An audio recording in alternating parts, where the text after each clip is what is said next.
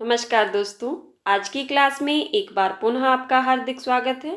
दोस्तों, आज की क्लास में हम जो बीपीएससी वाव का पेपर हुआ था उस प्रश्न पत्र को हल करेंगे। तो आइए हम आज की क्लास को शुरू करते हैं। पहला प्रश्न था, राजस्थानी भाषा का उद्भव अपभ्रंश के किस क्षेत्रीय रूप से हुआ है? आपके पास ऑप्शन है अर्धमागधी, शोरसेनी, ब्राह्मण अपभ्रंश। तो इसका सही आंसर क्या होगा? बिल्कुल सही। जिन साथियों ने ऑप्शन नंबर बी बताया है उनका आंसर सही है। राजस्थानी भाषा का उद्भव शोरसेनी अपभ्रंश से हुआ है। हमारा अगला प्रश्न है, राजभाषा आयोग के प्रथम अध्यक्ष कौन थे? आपको बताना है कि राजभाषा आयोग के प्रथम अध्यक्ष कौन थे। आपके पास ऑप्शन है एपी शर्मा, जीबी वर्गीस, बीजी खेर। तो इसका सही आंसर क्या होगा? बताइए। बिल्कुल सही। जिन साथियों ने ऑप्शन नंबर सी बताया है उनका आंसर सही है। राजभाषा आयोग के प्रथम अध्यक्ष बीजी खेर थे। हमारा अगला प्रश्न है, निम्नलिखित में से कौन सी बोली पश्चिमी हिंदी की नहीं है? आपको बताना है कि कौन सी बोली पश्चिमी हिंदी की नहीं है। आपके पास ऑप्शन है ब्रजभाषा, बांगरू, कन्नौजी। तो इसका सही आंसर क्या होगा? आप जानते हैं कि पश्चिमी हिंदी के अंतर्गत कुल 5 बोलियां आती हैं। आपको बताना है कि कौन सी बोली पश्चिमी हिंदी के अंतर्गत नहीं आती है। बिल्कुल सही। ये तीनों बोलियां जो है वो पश्चिमी हिंदी के अंतर्गत आती है। हमारा अगला प्रश्न है, निम्नलिखित में से कौन सा क्षेत्र खड़ी बोली का नहीं है? आपको बताना है कि कौन सा क्षेत्र खड़ी बोली का नहीं है। आपके पास ऑप्शन है सराहनपुर, मुरादाबाद, बरेली। तो इसका सही आंसर क्या होगा? बताइए, इसका सही आंसर क्या होगा? कौन सा क्षेत्र खड़ी बोली का नहीं है? बिल्कुल सही। जिन साथियों ने ऑप्शन नंबर सी बताया है उनका आंसर सही है। खड़ी बोली में कौन सी बोली बोली जाती है? तो ब्रजभाषा। हमारा अगला प्रश्न है, निम्नलिखित बोलियों को उनके क्षेत्र के साथ सुमिलित कीजिए तथा सही कूट का चयन कीजिए। एक कूट में आपके पास बोलियां दी गई है और दूसरे कूट में आपके पास क्षेत्रों के नाम दिए गए हैं। तो इसका चयन कीजिए। अवधि कहाँ बोली जाती है? अवधि का क्षेत्र है इलाहाबाद, बुंदेली का, झांसी, ब्रजभाषा, मथुरा और छत्तीसगढ़ी बिलासपुर। ठीक है, तो इस तरह से हमारा कूट बनता है। आप बना लेना जो भी बनता है और ऑप्शन चूज कर लेना। ठीक है। हमारा अगला प्रश्न है, हिंदी भाषा के विकास के लिए विशेष निर्देश भारत के संविधान के किस अनुच्छेद में है? आपको बताना है कि हिंदी भाषा के विकास के लिए विशेष निर्देश भारत के संविधान के किस अनुच्छेद में है। ऑप्शन है अनुच्छेद 351, ऑप्शन है अनुच्छेद 147, अनुच्छेद 349। तो इसका सही आंसर क्या होगा? बताइए। हिंदी भाषा के विकास के लिए विशेष निर्देश भारत के किस संविधान के किस अनुच्छेद में दिए गए हैं? बिल्कुल सही। जिन साथियों ने ऑप्शन नंबर ए बताया है उनका आंसर सही है, अनुच्छेद 351 में। हमारा अगला प्रश्न है, अब तक की जानकारी के अनुसार हिंदी भाषा में हिंदी साहित्य के इतिहास लेखन का सबसे पहला प्रयास किस विद्वान का है? प्रश्न ध्यान से पढ़ना है आपको। अब तक की जानकारी के अनुसार हिंदी भाषा में हिंदी साहित्य के इतिहास लेखन का सबसे पहला प्रयास किस विद्वान का है? ऑप्शन है आपके पास जॉर्ज ग्रियर्सन, शिव सिंह सेंगर, रामचंद्र शुक्ल। तो इसका सही आंसर क्या होगा? हिंदी भाषा में पूछा है हिंदी साहित्य के इतिहास लेखन का सबसे पहला प्रयास।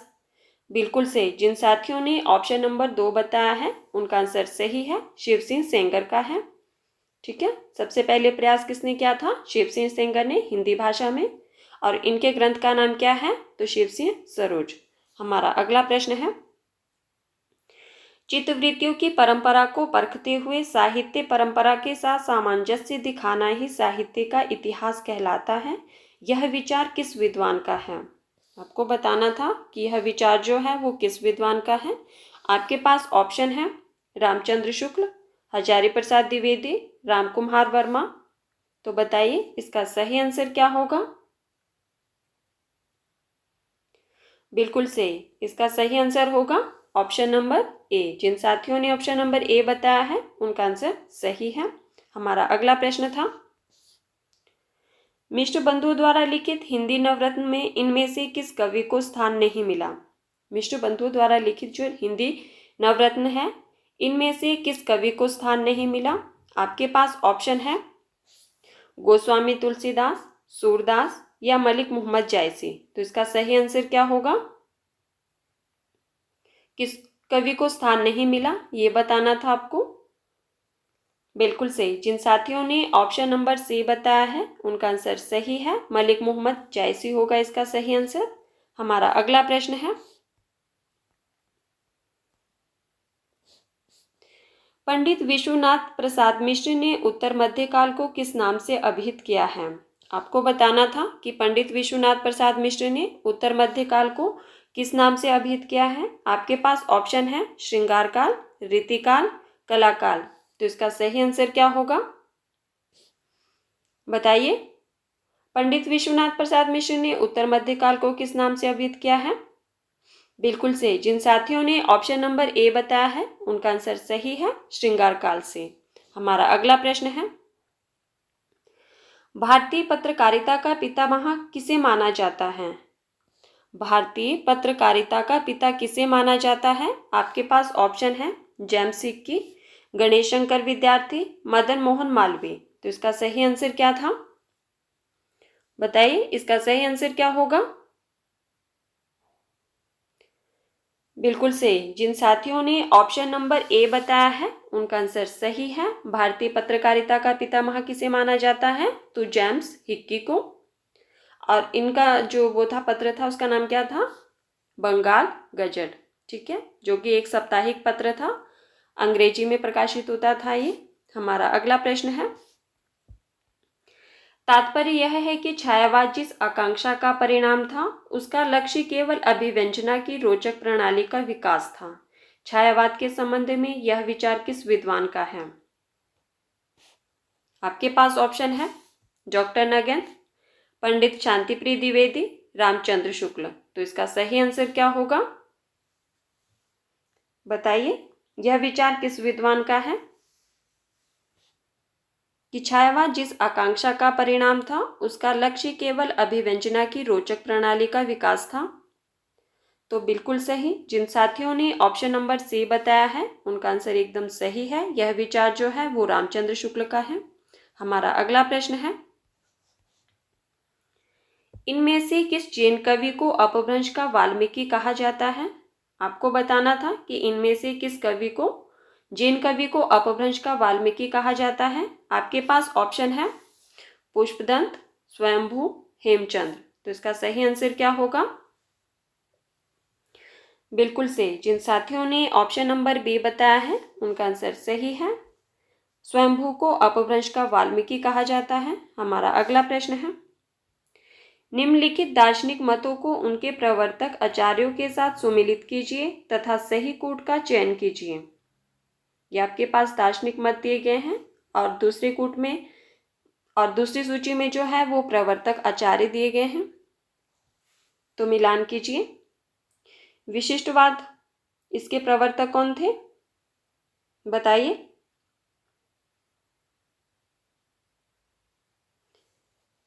विशिष्टवाद के थे रामानुजाचार्य, शुद्धाद्वैतवाद, वल्लभाचार्य, अद्वैतवाद शंकराचार्य और द्वैताद्वैतवाद निम्बार्काचार्य। इसको देख लीजिए और फिर अपने कोट का चयन कर लेना। ठीक है, बढ़े आगे।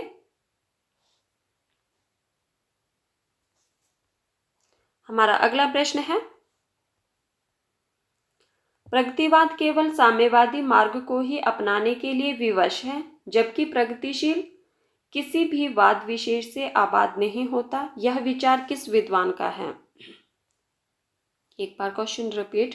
प्रगतिवाद केवल साम्यवादी मार्ग को ही अपनाने के लिए विवश है, जबकि प्रगतिशील किसी भी वाद विशेष से आबाद नहीं होता। यह विचार किस विद्वान का है? आपके पास ऑप्शन है डॉक्टर नामवर सिंह, नंदुलारे वाजपेयी, गणपति चंद्रगुप्त। तो इसका सही आंसर क्या होगा बताइए, इसका सही आंसर क्या होगा? किसका विचार है ये? बिल्कुल से जिन साथियों ने ऑप्शन नंबर ए बताया है उनका आंसर सही है। उपयुक्त में से किसी का नहीं है, तो बताइए फिर ये किसका विचार है? हरिशंकर प्रसाई जी का यह कथन है। हमारा अगला प्रश्न है, प्रपद्यवाद के अंतर्गत इनमें से किस रचनाकार का नाम सम्मिलित नहीं है? आपको बताना है कि प्रपद्यवाद के अंतर्गत इनमें से किस रचनाकार का नाम सम्मिलित नहीं है। आपके पास ऑप्शन है नलिन विलोचन शर्मा, नंद किशोर आचार्य, केशरी कुम्हार। तो इसका सही आंसर क्या होगा? बताइए। प्रपद्यवाद जिसे कि नकेनवाद के नाम से भी जाना जाता है, किस रचनाकार का नाम सम्मिलित नहीं है? बिल्कुल से जिन साथियों ने ऑप्शन नंबर बी बताया है उनका आंसर सही है। नंद किशोर आचार्य प्रपद्यवाद के रचनाकार में सम्मिलित नहीं है। अगर यहाँ पे किसका नाम होता? नलिन विलोचन शर्मा भी थे, केशरी कुम्हार भी थे और तीसरे कौन थे? नरेश कुम्हार। ठीक है। हमारा अगला प्रश्न है, शमशेर मोट्स के कवि है किसी विजन के नहीं, यह कथन किस विद्वान का है? बताइए इसका सही आंसर क्या होगा? आपके पास ऑप्शन है मलयज, नेमिचंद्र जैन, अशोक वाजपेयी। इसका सही आंसर क्या होगा? शमशेर मोट्स के कवि है किसी विजन के नहीं, यह कथन किस विद्वान का है? बिल्कुल से जिन साथियों ने ऑप्शन नंबर ए बताया है उनका आंसर सही है। यह मलयज का कथन है। हमारा अगला प्रश्न है, इनमें से कौन छायावादी कवि अपने रचनाकाल के अंतिम दौर में प्रगतिवाद के भौतिक दर्शन के साथ साथ अरविंद दर्शन से प्रभावित हुआ? आपको बताना है कि इनमें से कौन छायावादी कवि अपने रचनाकाल के अंतिम दौर में प्रगतिवाद के भौतिक दर्शन के साथ साथ अरविंद दर्शन से प्रभावित हुआ। आपके पास ऑप्शन है जयशंकर प्रसाद, सुमित्रानंदन पंत, सूर्यकांत त्रिपाठी निराला। तो बताइए इसका सही आंसर क्या होगा? बिल्कुल सही जिन साथियों ने ऑप्शन नंबर बी बताया है उनका आंसर सही है।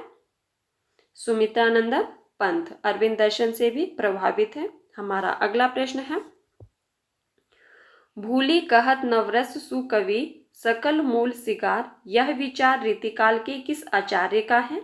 आपके पास ऑप्शन है चिंतामणि त्रिपाठी, कुलपति मिश्र, प्रताप शाही।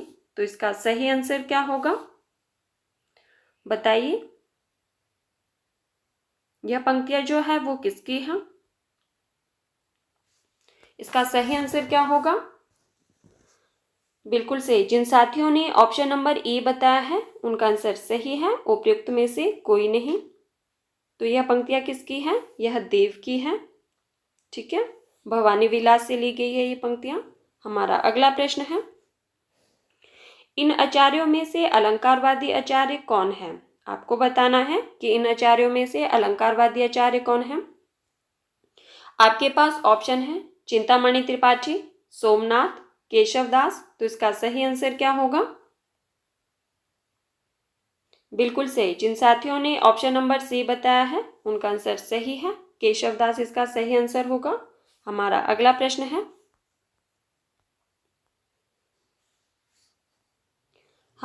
प्रश्न है, निम्नलिखित कथनों स्थापना अ और तर्क ब पर विचार कीजिए और नीचे दिए गए कोड से सही विकल्प का चयन कीजिए। स्थापना अ में है आपके पास, पाश्चात्य समीक्षा शास्त्र से परिचित होने के बाद हिंदी आलोचना का स्वरूप बदला है। अब कृति की मूल प्रवृत्तियों एवं शाश्वत तत्वों का विवेचन होने लगा है। तर्क ब में है, संस्कृत पद्धति पर आधारित आलोचना में केवल शास्त्रीय पक्ष को महत्व मिलता है, अतः कृति के समस्त गुण दोषों का उद्घाटन नहीं हो सकता। तो इसका सही आंसर क्या होगा? आपके पास ये कोड दिए गए हैं। बताइए अ और ब दोनों सही है, अ और ब दोनों गलत है, अ गलत और ब सही है। तो बताइए इसका सही आंसर क्या होगा? बिल्कुल सही जिन साथियों ने ऑप्शन नंबर सी बताया है उनका आंसर सही है। अ गलत है और ब सही है। हमारा अगला प्रश्न है, इनमें से कौन मनोवैज्ञानिक उपन्यासकार नहीं है? आपको बताना है कि इनमें से कौन मनोवैज्ञानिक उपन्यासकार नहीं है। आपके पास ऑप्शन है जैनेंद्र, यशपाल, ईला चंद्र जोशी। तो बताइए इसका सही आंसर क्या होगा।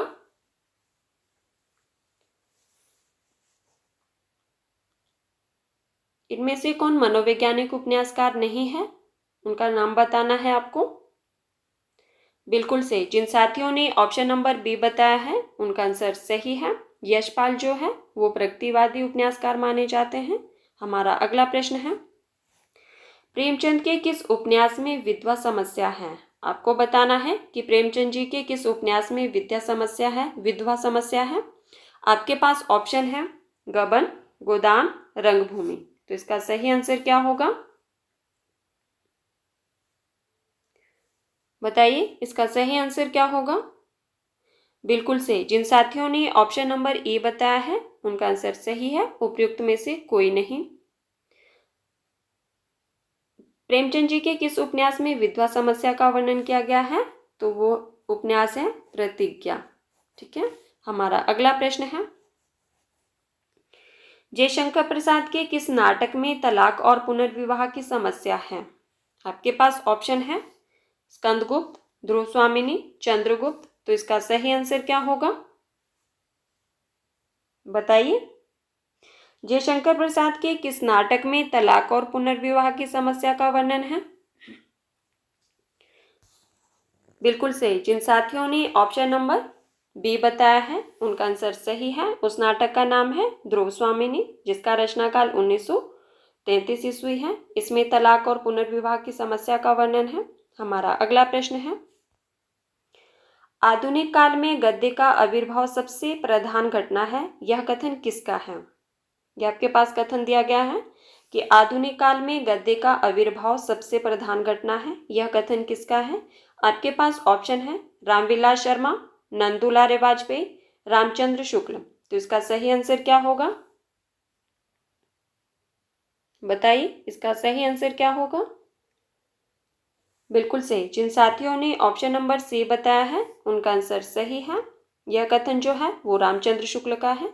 हमारा अगला प्रश्न है, कालिदास के शकुंतला नाटक का खड़ी बोली में अनुवाद किसने किया। आपको बताना है कि कालिदास के नाटक शकुंतला नाटक का खड़ी बोली में अनुवाद किसने किया। आपके पास ऑप्शन है राजा लक्ष्मण सिंह, लल्लूलाल, सदल मिश्र। तो इसका सही आंसर क्या होगा, बताइए इसका सही आंसर क्या होगा। बिल्कुल सही जिन साथियों ने ऑप्शन नंबर ए बताया है उनका आंसर सही है। कालिदास के शकुंतला नाटक का खड़ी बोली में अनुवाद राजा लक्ष्मण सिंह ने किया। हमारा अगला प्रश्न है, मोहन राकेश के किस नाटक में टूटते पारिवारिक मूल्यों का चित्रण है। आपको बताना है कि मोहन राकेश के किस नाटक में टूटते पारिवारिक मूल्यों का चित्रण है। आपके पास ऑप्शन है लहरों के राजहंस, आषाढ़ का एक दिन, पैर तले की जमीन। तो इसका सही आंसर क्या होगा, बताइए मोहन राकेश के किस नाटक में टूटते पारिवारिक मूल्यों का चित्रण है। इसका सही आंसर क्या होगा, बिल्कुल सही ऑप्शन नंबर ई, उपयुक्त में से कोई नहीं। तो किस नाटक में है, आधे अधूरे में। उस नाटक का नाम क्या है, आधे अधूरे। आधे अधूरे नाटक में टूटते पारिवारिक मूल्यों का चित्रण है। हमारा अगला प्रश्न है, कौमुदी महोत्सव एकांकी किस सम्राट के काल को चित्रित करती है। आपको बताना है कि जो एकांकी है कौमुदी महोत्सव एकांकी किस सम्राट के काल को चित्रित करती है। आपके पास ऑप्शन है सम्राट अशोक, सम्राट समुद्रगुप्त, सम्राट चंद्रगुप्त। तो इसका सही आंसर क्या होगा, बताइए। कौमुदी महोत्सव जो कि रामकुमार वर्मा जी की एकांकी है, किस सम्राट के काल को चित्रित करती है ये। इसका सही आंसर होगा ऑप्शन नंबर, बताइए। बिल्कुल सही ऑप्शन नंबर सी, सम्राट चंद्रगुप्त।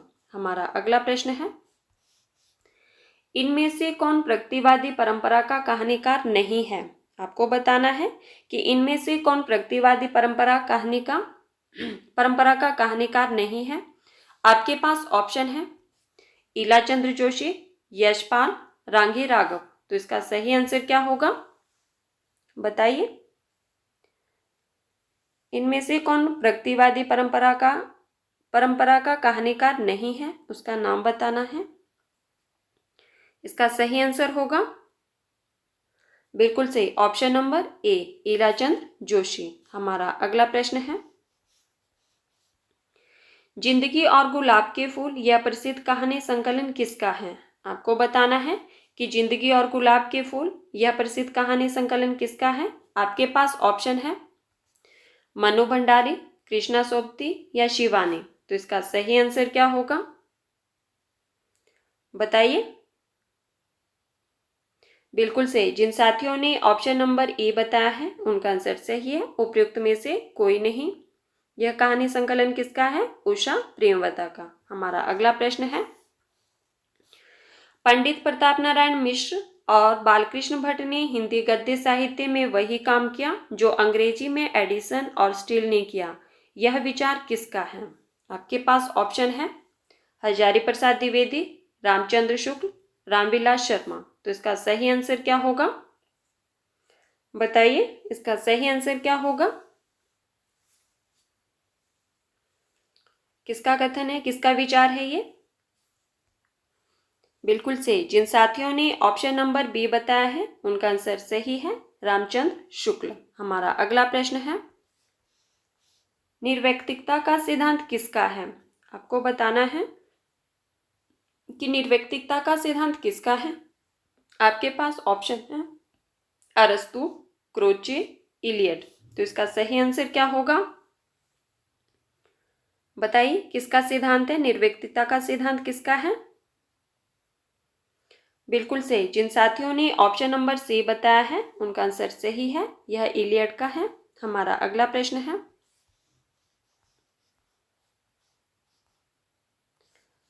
प्रश्न है, साहित्य का उद्देश्य विरेचन किसने माना है। साहित्य का उद्देश्य विरेचन किसने माना है। आपके पास ऑप्शन है अरस्तु, प्लेटो, कॉलरिज। तो इसका सही आंसर क्या होगा, बताइए।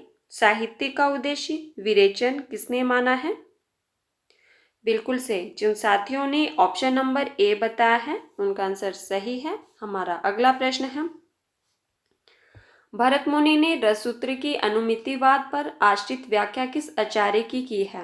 आपको बताना है कि भरत मुनि के रससूत्र की अनुमितिवाद पर आश्रित व्याख्या किस आचार्य की है। आपके पास ऑप्शन है भट्टलोलट, अभिनवगुप्त, भट्टनायक। तो इसका सही आंसर क्या होगा, बताइए। आप जानते हैं कि भरत मुनि के रससूत्र के 4 व्याख्याता हुए हैं, तो आपको बताना है कि अनुमितिवाद पर आश्रित व्याख्या किस आचार्य की है। बिल्कुल सही, जिन साथियों ने ऑप्शन नंबर ए बताया है उनका आंसर सही है, उपयुक्त में से कोई नहीं। तो किसने की है, शंकुक ने। ठीक है, इसका सही आंसर होना था शंकुक। हमारा अगला प्रश्न है, संस्कृत के किस आचार्य ने विशेषो गुणात्मा सूत्र के आधार पर रीति और गुण में अभेद माना है। प्रश्न एक बार रिपीट, संस्कृत के किस आचार्य ने विशेषो गुणात्मा सूत्र के आधार पर रीति और गुण में अभेद माना है। आपके पास ऑप्शन है कुंतक, क्षेमेंद्र, राजशेखर। तो इसका सही आंसर क्या होगा, बताइए। इसका सही आंसर क्या होगा, बिल्कुल सही, जिन साथियों ने ऑप्शन नंबर ए बताया है उनका आंसर सही है, उपयुक्त में से कोई नहीं। इसका सही आंसर होना था वामन। हमारा अगला प्रश्न है, डॉक्टर नामवर सिंह को उनकी किस आलोचना कृति पर साहित्य अकादमी पुरस्कार मिला है। आपको बताना था कि डॉक्टर नामवर सिंह को उनकी किस आलोचना कृति पर साहित्य अकादमी पुरस्कार मिला है। आपके पास ऑप्शन है छायावाद, इतिहास और आलोचना, कविता के नए प्रतिमान। तो बताइए इसका सही आंसर क्या होगा, डॉक्टर नामवर सिंह को किस रचना पर साहित्य अकादमी पुरस्कार मिला है। इसका सही आंसर क्या होगा,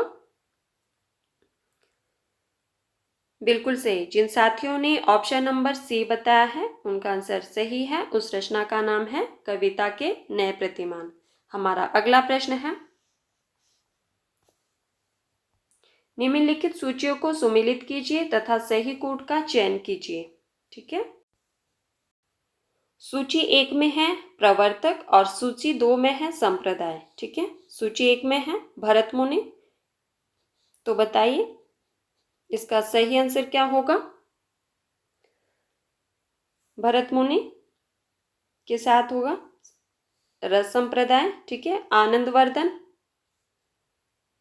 ध्वनि संप्रदाय के थे, कुंतक वक्रोक्ति के थे और वामन रीति संप्रदाय के थे। ठीक है। ध्यान से देख लीजिए और फिर कूट का चयन करना है। भरत मुनि रस संप्रदाय के प्रवर्तक हैं, आनंदवर्धन ध्वनि संप्रदाय के, कुंतक वक्रोक्ति के और वामन रीति संप्रदाय के। अब हमारा अगला प्रश्न है, आप कूट देख लेना और इसका मिलान कर दीजिए। ठीक है। हमारा अगला प्रश्न है, क्रोचे के अभिव्यंजनावाद को वक्रोक्ति सिद्धांत का विलायती संस्करण किसने कहा है।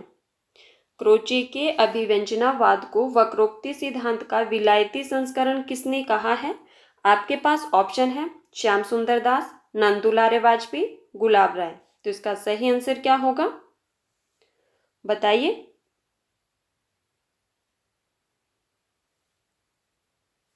बिल्कुल सही। जिन साथियों ने ऑप्शन नंबर ए बताया है उनका आंसर सही है। क्रोचे के अभिव्यंजनावाद को वक्रोक्ति सिद्धांत का विलायती संस्करण किसने कहा, रामचंद्र शुक्ल ने। ठीक है। किसने कहा, रामचंद्र शुक्ल ने। हमारा अगला प्रश्न है, स्त्री विमर्श पर आधारित तब्दील निगाहें किस लेखिका की कृति है। आपके पास ऑप्शन है कृष्णा सोबती, मैत्री पुष्पा, उषा प्रेमवदा। तो इसका सही आंसर क्या होगा बताइए। स्त्री विमर्श पर आधारित तब्दील निगाहें किस लेखिका की कृति है।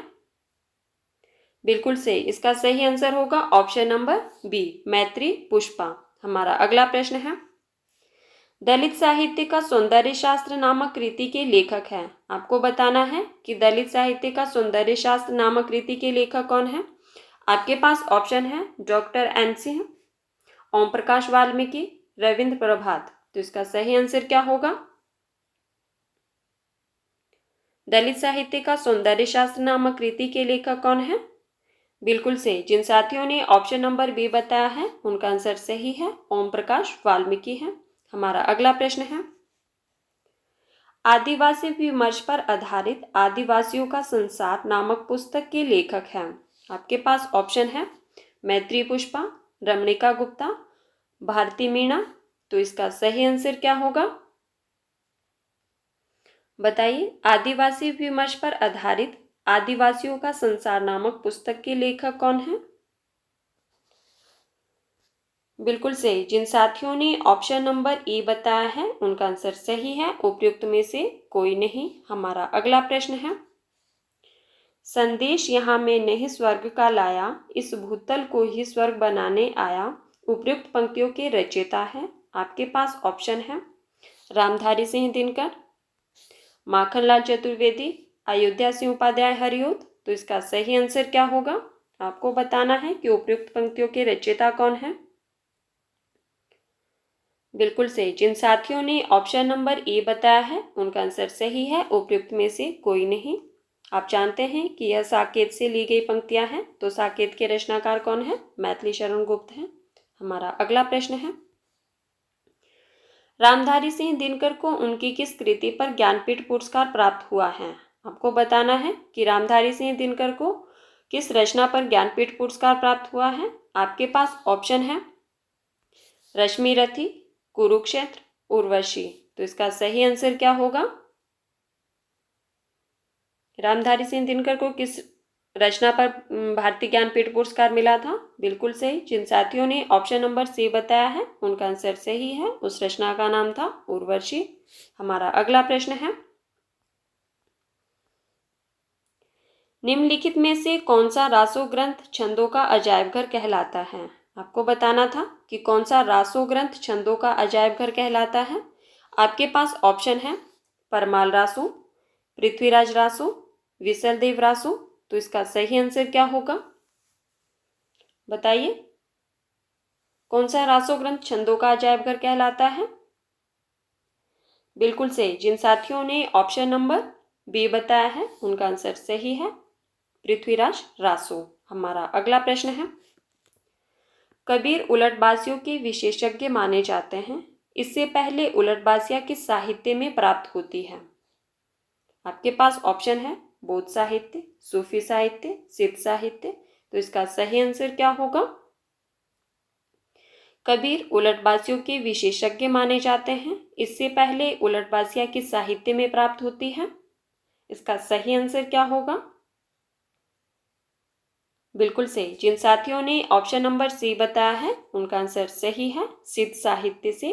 सिद्ध साहित्य में प्राप्त होती है उलटबाजियां पहले। हमारा अगला प्रश्न है, मैथिली शरण गुप्त को राष्ट्रीय कवि की उपाधि किसने दी? आपको बताना है कि मैथिली शरण गुप्त को राष्ट्रीय कवि की उपाधि किसने दी।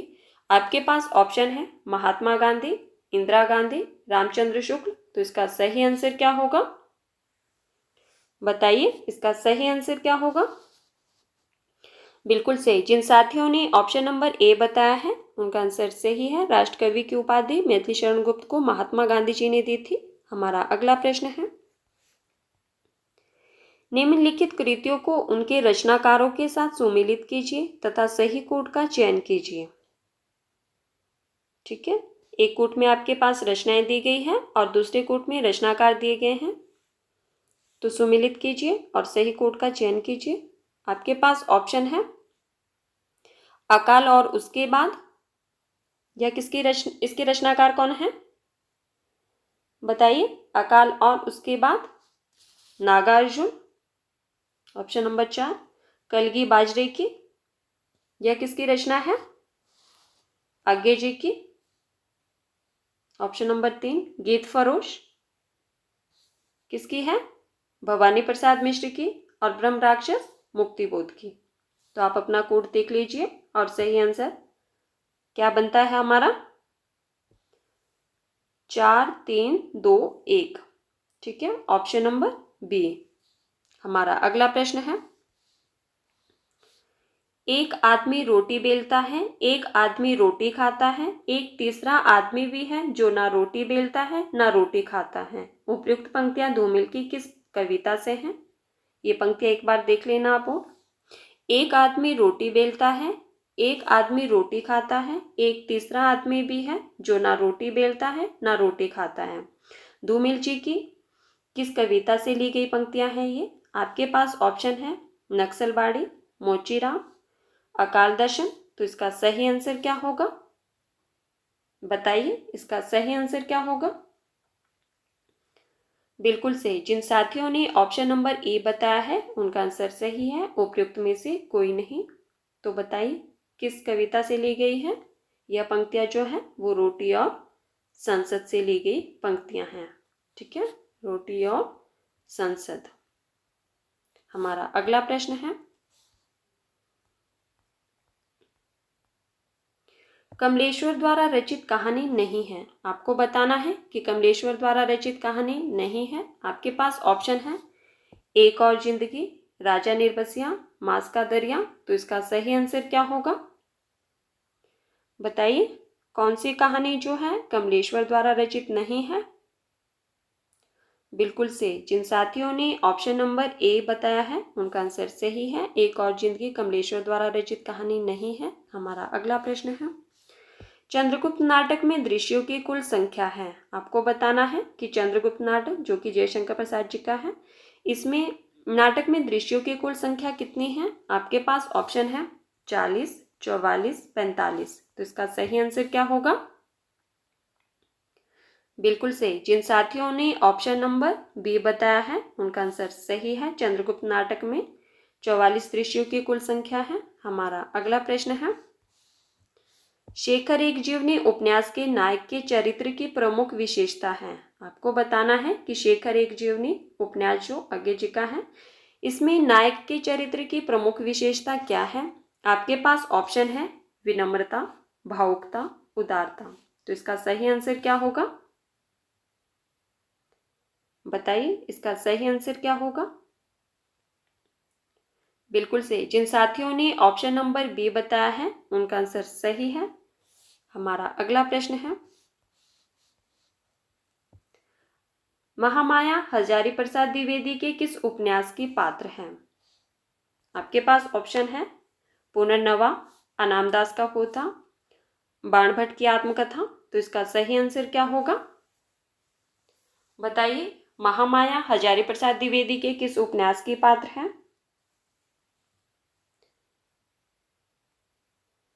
बिल्कुल सही। जिन साथियों ने ऑप्शन नंबर सी बताया है उनका आंसर सही है, बाणभट्ट की आत्मकथा की पात्र है।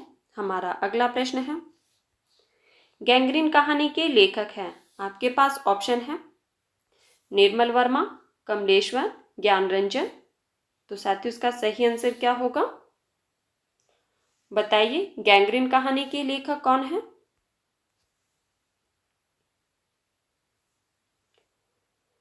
बिल्कुल सही। जिन साथियों ने ऑप्शन नंबर ए बताया है उनका आंसर सही है, उपयुक्त में से कोई नहीं। तो बताइए गैंग्रीन कहानी के लेखक कौन है। गैंग्रीन कहानी है अज्ञे जी की। हमारा अगला प्रश्न है, बहुत कम कहानी लिखकर भी सर्वाधिक लोकप्रियता प्राप्त कहानीकार इनमें से कौन है। आपके पास ऑप्शन है सुदर्शन, चंद्रधर शर्मा गुलेरी, विश्वंबर नाथ शर्मा कौशिक। तो इसका सही आंसर क्या होगा, बताइए।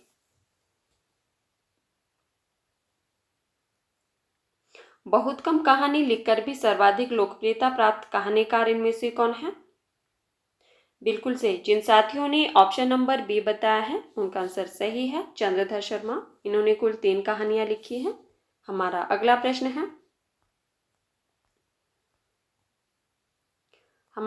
है, प्रजातंत्र और लोकतंत्र के नाम पर हमारे चारों ओर फलने फूलने वाली राजनीतिक संस्कृति के प्रतिनिधि पात्र वैद्य जी किस उपन्यासकार की सृष्टि है।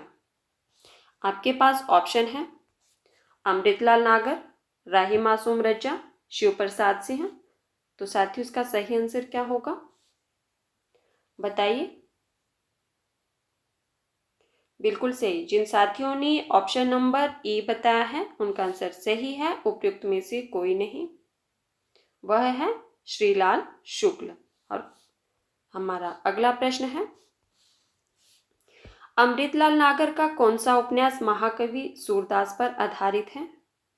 आपके पास ऑप्शन है बूंद और समुद्र, खंजर नयन, अमृत और विष। तो इसका सही आंसर क्या होगा, अमृतलाल नागर का कौन सा उपन्यास महाकवि सूरदास पर आधारित है, बताइए। इसका सही आंसर क्या होगा।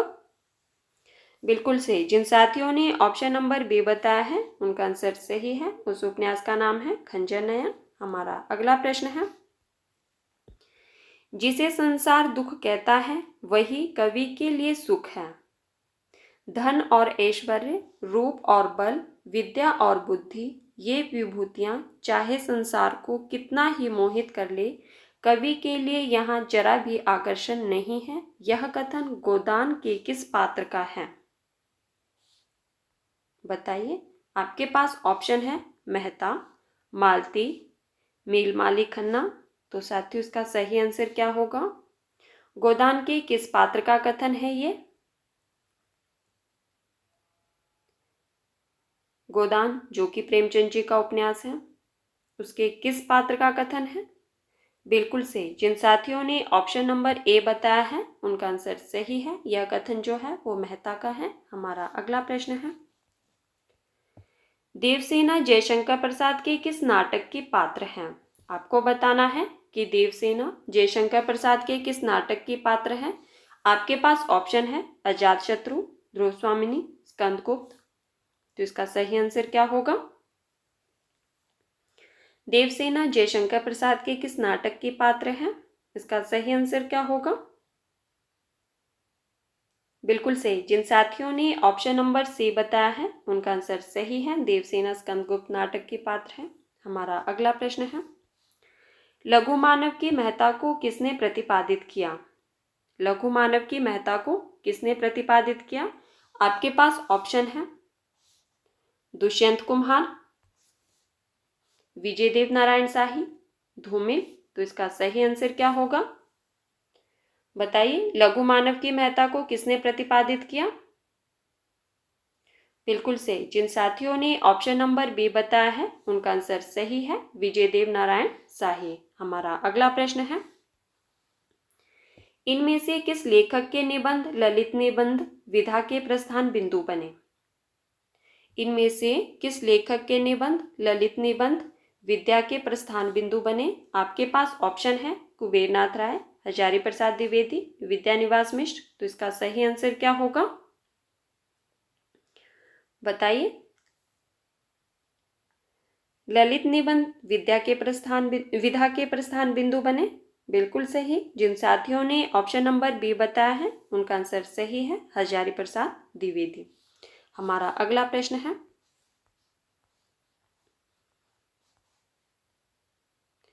ये आपके पास यहाँ पे एक गद्यांश दिया गया है और इससे संबंधित ही नीचे प्रश्न दिए जाएंगे, तो आप लोग इसको पढ़ लो।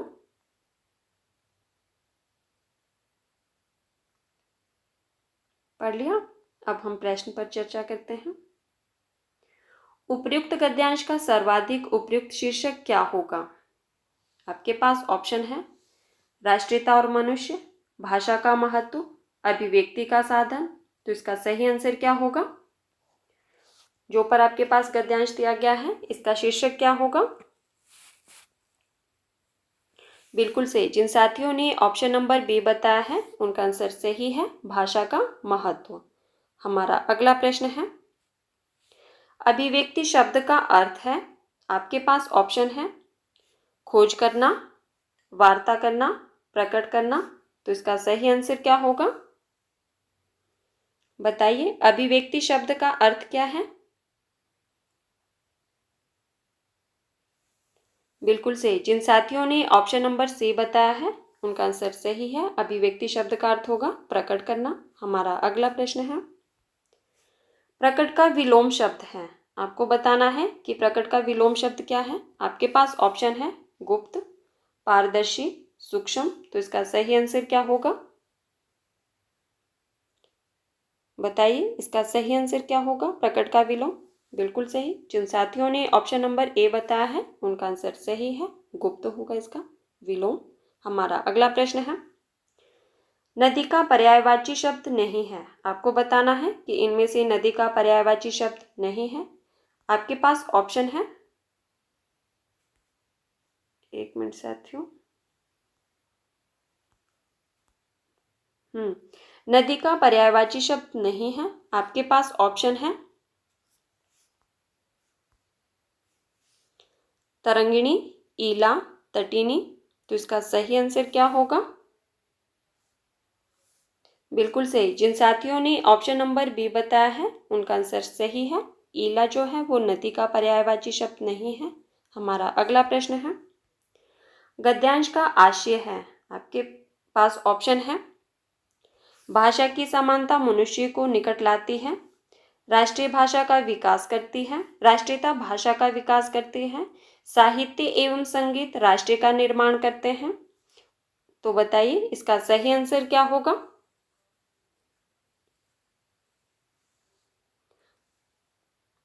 इसका सही आंसर क्या होगा? बिल्कुल सही। जिन साथियों ने ऑप्शन नंबर ए बताया है उनका आंसर सही है, भाषा की समानता मनुष्य को निकट लाती है। हमारा अगला प्रश्न है, गुणवाचक विशेषण नहीं है, आपको बताना है कि इनमें से गुणवाचक विशेषण नहीं है। आपके पास ऑप्शन है पतला, चौगुना, घना। तो इसका सही आंसर क्या होगा? बताइए। बिल्कुल सही। जिन साथियों ने ऑप्शन नंबर बी बताया है उनका आंसर सही है, चौगुना जो है वो गुणवाचक विशेषण नहीं है।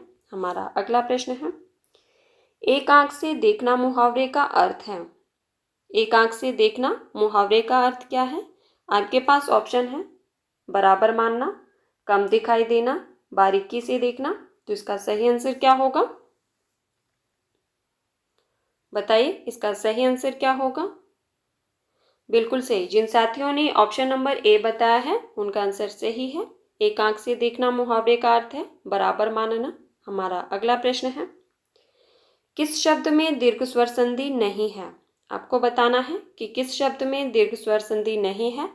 आपके पास ऑप्शन है महाशय, महोत्सव, वितरण। तो इसका सही आंसर क्या होगा? बताइए, किस शब्द में दीर्घ स्वर संधि नहीं है? इसका सही आंसर क्या होगा?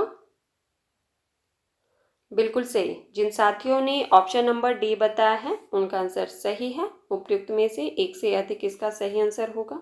दीर्घ संधि ना इसमें है ना इसमें है। ठीक है, हमारा अगला प्रश्न है, मैंने रमेश को मारा था वाक्य में भूतकाल का कौन सा भेद है? आपके पास ऑप्शन है सामान्य भूतकाल, पूर्ण भूतकाल, संदिग्ध भूतकाल। तो इसका सही आंसर क्या होगा? मैंने रमेश को मारा था वाक्य में भूतकाल का कौन सा भेद है? बताइए, इसका सही आंसर क्या होगा? बिल्कुल सही। जिन साथियों ने ऑप्शन नंबर बी बताया है उनका आंसर सही है। इसमें जो है वो पूर्ण भूतकाल है। हमारा अगला प्रश्न है, मनोज पुस्तक पढ़ता है वाक्य में वाच्य है।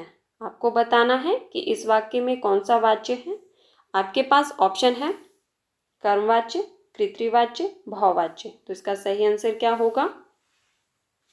बताइए, मनोज पुस्तक पढ़ता है, इस वाक्य में कौन सा वाच्य है? बिल्कुल सही। जिन साथियों ने ऑप्शन नंबर बी बताया है उनका आंसर सही है। इसमें कृतवाच्य है। हमारा अगला प्रश्न है, द्वंद्व समास का उदाहरण है। आपको बताना है कि इनमें से द्वंद्व समास का उदाहरण कौन सा है। आपके पास ऑप्शन है प्रतिदिन, भूखा प्यासा, बेकाम। तो इसका सही आंसर क्या होगा? बताइए, द्वंद्व समास का उदाहरण बताना है आपको। बिल्कुल सही। जिन साथियों ने ऑप्शन नंबर बी बताया है उनका आंसर सही है। द्वंद्व समास का उदाहरण भूखा प्यासा में है। हमारा अगला प्रश्न है, शुद्ध वर्तनी है। आपको बताना है कि इनमें से शुद्ध वर्तनी कौन सी है। आपके पास ऑप्शन है साम्राज्य, श्राप, पैतृक। तो इसका सही आंसर क्या होगा? बताइए, शुद्ध वर्तनी कौन सी है?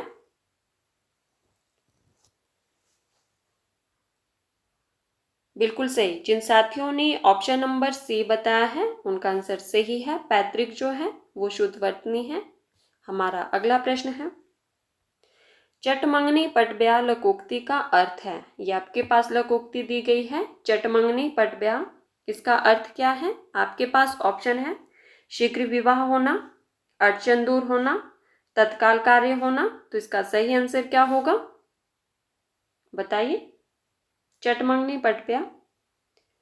बिल्कुल सही। जिन साथियों ने ऑप्शन नंबर सी बताया है उनका आंसर सही है, तत्काल कार्य होना। हमारा अगला प्रश्न है, अनन, अनिल, श्रुति सम भिन्नार्थक शब्दों के अर्थ हैं। आपके पास ऑप्शन है अग्नि, वायु, हवा, पानी, जल, आकाश। तो इसका सही आंसर क्या होगा? अनल और अनली, अनल और अनिल, इसका भिन्नार्थक शब्दों के जो अर्थ है वो बताना है आपको। बिल्कुल सही। इसका सही आंसर होगा ऑप्शन नंबर ए, अनल अग्नि और अनिल वायु। हमारा अगला प्रश्न है, वाक्जल का संधि विच्छेद होगा। आपको बताना है कि वाक्जल का संधि विच्छेद क्या होगा। आपके पास ऑप्शन है वाग्धनजाल, वाग्धनजाल, वाग्धनजाल। तो इसका सही आंसर क्या होगा? इसका सही आंसर क्या होगा? बताइए, वाग्जाल का संधि विच्छेद क्या होगा? बिल्कुल सही। जिन साथियों ने ऑप्शन नंबर बी बताया है उनका आंसर सही है। इसका संधि विच्छेद होगा वाग्धन जाल। हमारा अगला प्रश्न है, अप्रत्यय से युक्त शब्द नहीं है। आपको बताना है कि अप्रत्यय से युक्त शब्द कौन सा नहीं है। आपके पास ऑप्शन है मौन, शिव, कुलीन। तो इसका सही आंसर क्या होगा? बताइए, इसका सही आंसर क्या होगा? बिल्कुल सही। जिन साथियों ने ऑप्शन नंबर सी बताया है उनका आंसर सही है। कुलीन जो है इसमें अप्रत्यय नहीं है। इसमें कौन सा प्रत्यय है? इन प्रत्यय है। हमारा अगला प्रश्न है, अगला प्रश्न है हमारा, अशुद्ध वाक्य है, आपको बताना है कि इसमें से अशुद्ध वाक्य कौन सा है। आपके पास ऑप्शन है, आज दिन सबसे अच्छा है, मैं प्रातः काल के समय घूमने जाता हूँ, तुम्हें इतनी देर क्यों हुई। तो इसका सही आंसर क्या होगा? अशुद्ध वाक्य का चयन करना है आपको, बताइए। आज दिन सबसे अच्छा गया, ये तो सही है। मैं प्रातः काल के समय घूमने जाता हूँ, ये जो है वो अशुद्ध वाक्य है। इसमें काल का प्रयोग भी किया गया है और समय का भी, तो इसीलिए यह वाक्य कैसा हुआ? अशुद्ध हुआ। हमारा अगला प्रश्न है, हमारा प्रश्न है, अस्पताल में मरीज की मृत्यु हो जाने के बाद जब डॉक्टर इलाज के लिए आया, लोगों ने कहा कि देश रिक्तस्थान की पूर्ति कीजिए। आपके पास ऑप्शन है, का वर्षा जब कृषि सुखाने, ओस के चाटे प्यास नहीं बुझती, नकार खाने की तूती की आवाज। तो इसका सही आंसर क्या होगा? बिल्कुल सही। जिन साथियों ने ऑप्शन नंबर ए बताया है उनका आंसर सही, का वर्षा जब कृषि सुखाने। हमारा अगला प्रश्न है, द्विगु समास का प्रयोग किस वाक्य में हुआ है। आपको बताना है कि द्विगु समास का प्रयोग किस वाक्य में हुआ है। आपके पास ऑप्शन है, मोहन के घर के निकट चौराहा है, तुम बेखटके आ सकते हो, विक्रमादित्य के राजदरबार में बहुत से विद्वान थे। तो इसका सही आंसर क्या होगा? आपको द्विगु समास का प्रयोग किस वाक्य में हुआ है उसका चयन करना है।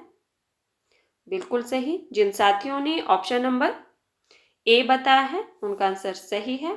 मोहन के घर के निकट चौराहा है, जो चौराहा शब्द है वो द्विगु समास का उदाहरण है। हमारा अगला प्रश्न है, किस वाक्य में प्रेरणार्थक क्रिया का प्रयोग हुआ है। आपको बताना है कि किस वाक्य में प्रेरणार्थक क्रिया का प्रयोग हुआ है। आपके पास ऑप्शन है, मेरे हाथ खुजलाते हैं, पिता पुत्र से पत्र लिखवाता है, लड़का अपने को सुधार रहा है। तो इसका सही आंसर क्या होगा? बिल्कुल सही। जिन साथियों ने ऑप्शन नंबर बी बताया है उनका आंसर सही है, पिता पुत्र से पत्र लिखवाता है, यह प्रेरणार्थक क्रिया का प्रयोग हुआ है। तो साथियों, ये थे आज के हमारे प्रश्न जिन पर हमने चर्चा की। अगर कुछ प्रश्न आपको लगे कि डाउटफुल है तो प्लीज़ कमेंट बॉक्स में मुझे ज़रूर बताना, या लगे कि मैंने प्रश्न आपको गलत बता दिया है तो उसका सही आंसर प्रश्न नंबर संख्या सहित मुझे बता देना। ठीक है, धन्यवाद। मिलते हैं अगली क्लास में। अगर वीडियो पसंद आए तो वीडियो को लाइक कर देना और वीडियो को ज़्यादा से ज़्यादा शेयर कर दीजिए। धन्यवाद। मिलते हैं अगली क्लास में।